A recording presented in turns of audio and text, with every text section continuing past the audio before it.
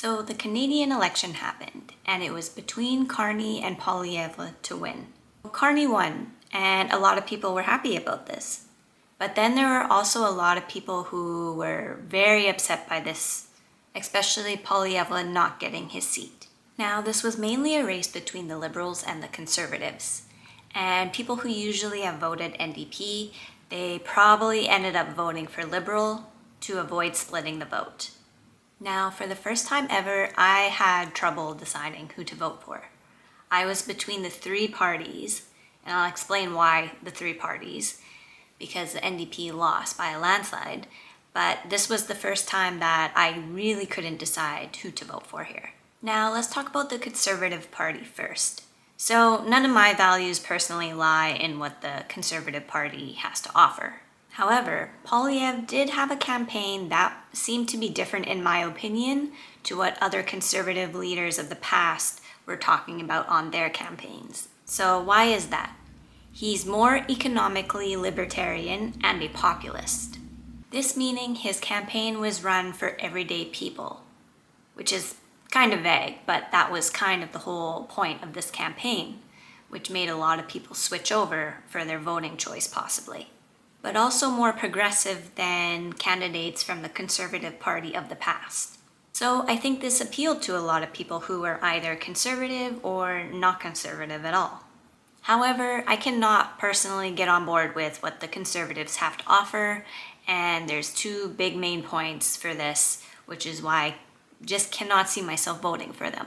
However, I do think Poilievre ran a really good campaign in the first half, and so I think he deserved at least a seat. So let's talk about the Liberals. Through everything that we went through with Trudeau, Carney was claiming that he was a different guy, and that was a focus for his campaign. And a lot of people obviously saw that message. What stood out for me here was Mark Carney's work history. So he was first at Goldman Sachs, so the man knows finance. He was at the Bank of Canada during the 2008 recession. And Canada, if you look at the stats, did not get hit as hard as other countries did. He was also at the Bank of England during Brexit when that happened. People would describe him as an economist, which had an appeal for me personally, and I'm sure it had an appeal for a lot of others as well. Now, as for the NDP party. I know what you're thinking, why am I even talking about this party? But this party in my riding, they always win.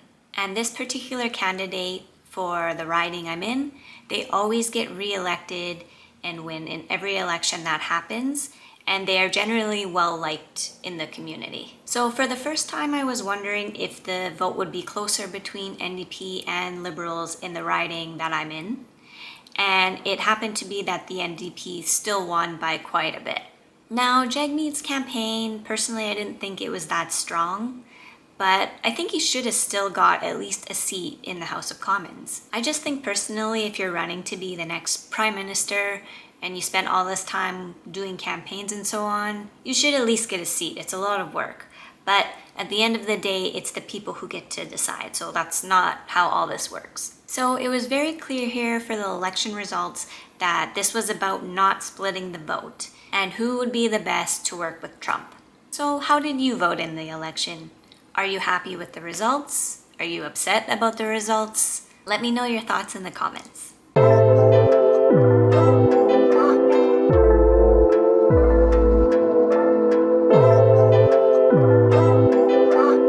Reshift Podcast.